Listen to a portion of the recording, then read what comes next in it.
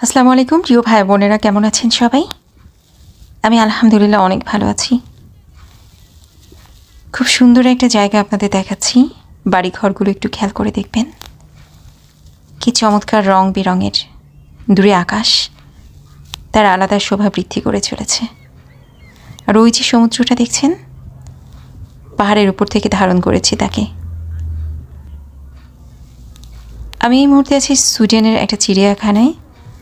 চিড়িয়াখানা বলবো না, একটা পার্কের মতো জায়গা, যেখানে আপনাকে অর্থের বিনিময়ে ঢুকতে হবে এবং দেখবার মতো অনেক কিছু আছে। আছে ইতিহাস, ঐতিহ্য। ছোট বাচ্চা থেকে শুরু করে একদম বয়স্ক লোকেরা এখানে আসেন,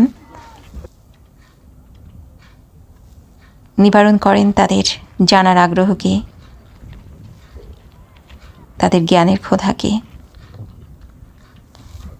ইতিহাস ঐতিহ্যের অনেক অংশ এখানে এসে পাবেন সুইডেনের। আর পাবেন পুরনো আমলের সমস্ত বাড়িঘর, আসবাবপত্র, পশু পাখি, যেভাবে তারা জীবন ধারণ করে এসেছে আদিকালে।